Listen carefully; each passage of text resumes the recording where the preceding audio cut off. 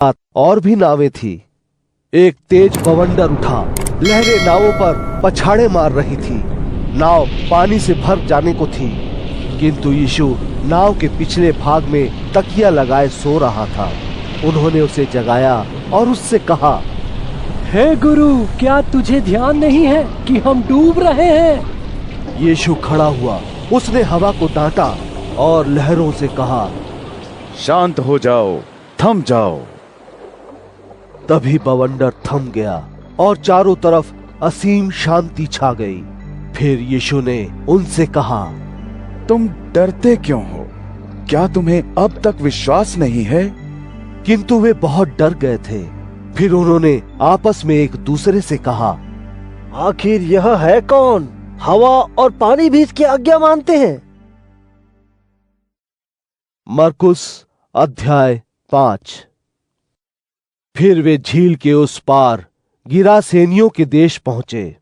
यीशु जब नाव से बाहर आया तो कब्रों में से निकलकर तत्काल एक ऐसा व्यक्ति जिसमें दुष्ट आत्मा का प्रवेश था उससे मिलने आया।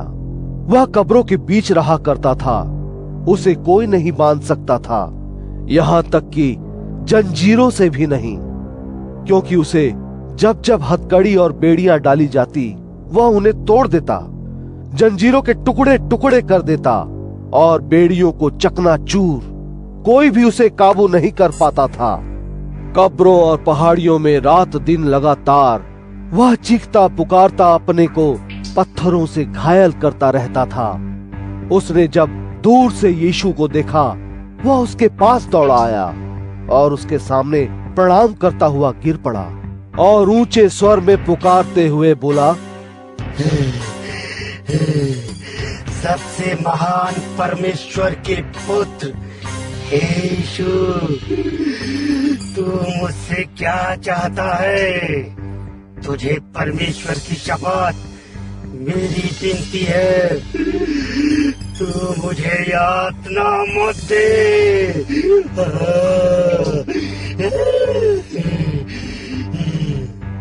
क्योंकि यीशु उससे कह रहा था, ओ दुष्ट आत्मा, इस मनुष्य में से निकल आ। तब यीशु ने उससे पूछा, तेरा नाम क्या है? और उसने उसे बताया, मेरा नाम लीजन अर्थात सेना है, क्योंकि हम बहुत से हैं। उसने यीशु से बार बार विनती की कि वह उन्हें उस क्षेत्र से ना निकाले। वहीं पहाड़ी पर उस समय सूअरों का एक बड़ा सा रेवड़ चल रहा था। दुष्ट आत्माओं ने उससे विनती की, हमें उन सूअरों में भेज दो ताकि हम उनमें समा जाएं। और उसने उन्हें अनुमति दे दी। फिर दुष्ट आत्माएं उस व्यक्ति में से निकलकर सूअरों में समा गई और वह रेवड़, जिसमें कोई 2000 सूअर थे, ढलवा किनारे से नीचे की तरफ लुढ़कते पुढ़कते दौड़ता हुआ झील में जा गिरा और फिर वहीं डूब मरा। फिर रेवड़ के रखवालों ने, जो भाग खड़े हुए थे, शहर और गांव में जाकर यह समाचार सुनाया। तब जो कुछ हुआ था उसे देखने लोग वहां आए। वे यीशु के पास पहुंचे और देखा कि वह व्यक्ति जिस पर दुष्ट आत्माएं सवार थी, कपड़े पहने पूरी तरह सचेत वहां बैठा है। और यह वही था जिसमें दुष्ट आत्माओं की पूरी सेना समाई थी। वे डर गए। जिन्होंने वह घटना देखी थी, लोगों को उसका ब्यौरा देते हुए बताया कि जिसमें दुष्ट आत्माएं समाई थी उसके साथ और सूअरों के साथ क्या बीती। तब लोग उससे विनती करने लगे कि वह उनके यहाँ से चला जाए। और फिर जब यीशु नाव पर चढ़ रहा था, तभी जिस व्यक्ति में दुष्ट आत्माएं थी, यीशु से विनती करने लगा कि वह उसे भी अपने साथ ले ले। किंतु यीशु ने उसे अपने साथ चलने की अनुमति नहीं दी और उससे कहा, अपने ही लोगों के बीच घर चला जा और उन्हें वह सब बता जो प्रभु ने तेरे लिए किया है, और उन्हें यह भी बता कि प्रभु ने दया कैसे की। फिर वह चला गया और दिक्पुलिस के लोगों को बताने लगा कि यीशु ने उसके लिए कितना बड़ा काम किया है। इससे सभी लोग चकित हुए। यीशु जब फिर उस पार गया तो उसके चारों तरफ एक बड़ी भीड़ जमा हो गई। वह झील के किनारे था। तभी यहूदी आराधनालय का एक अधिकारी जिसका नाम याईर था वहां आया, और जब उसने यीशु को देखा तो वह उसके पैरों पर गिरकर आग्रह के साथ विनती करता हुआ बोला, मेरी नन्ही सी बच्ची मरने को पड़ी है।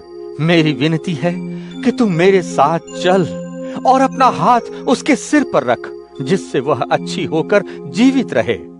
तब यीशु उसके साथ चल पड़ा और एक बड़ी भीड़ भी उसके साथ हो ली, जिससे वह दबा जा रहा था। वहीं एक स्त्री थी जिसे 12 बरस से लगातार खून जा रहा था। वह अनेक चिकित्सकों से इलाज कराते कराते बहुत दुखी हो चुकी थी। उसके पास जो कुछ था सब खर्च कर चुकी थी, पर उसकी हालत में कोई भी सुधार नहीं आ रहा था, बल्कि और बिगड़ती जा रही थी। जब उसने यीशु के बारे में सुना तो वह भीड़ में उसके पीछे आई और उसका वस्त्र छू लिया।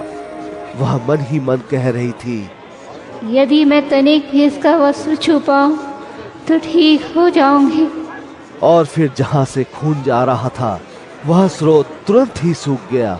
उसे अपने शरीर में ऐसी अनुभूति हुई जैसे उसका रोग अच्छा हो गया हो। यीशु ने भी तत्काल अनुभव किया जैसे उसकी शक्ति उसमें से बाहर निकली हो। वह भीड़ में पीछे मुड़ा और पूछा, मेरे वस्त्र किसने छुए? तब उसके शिष्यों ने उससे कहा, तू देख रहा है भीड़ तुझे चारों तरफ से दबाई जा रही है और तू पूछता है मुझे किसने छुआ? किंतु वह चारों तरफ देखता ही रहा कि ऐसा किसने किया।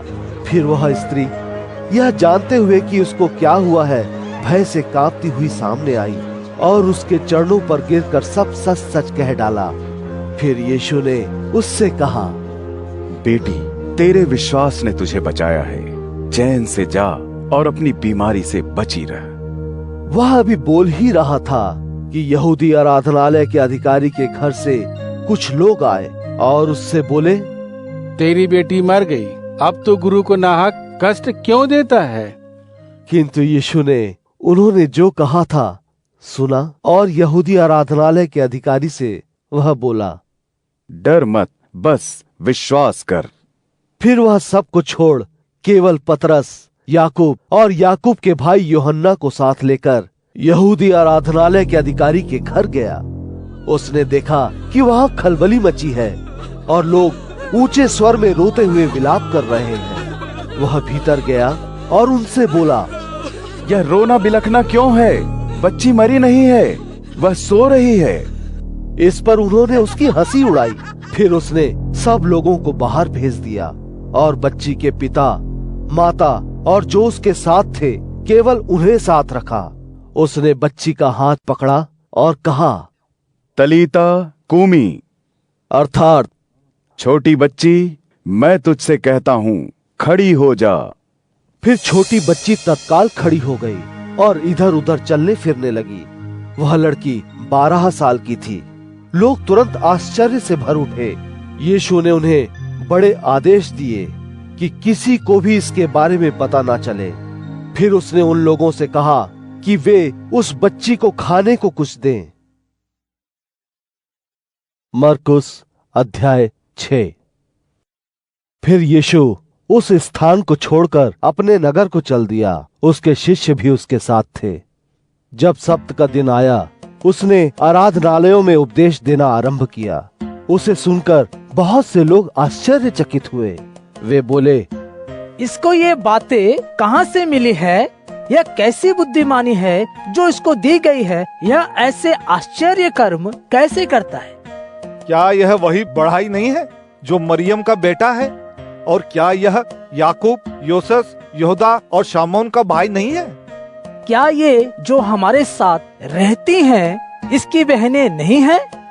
सो उन्हें उसे स्वीकार करने में समस्या हो रही थी। यीशु ने तब उनसे कहा, किसी नबी का अपने निज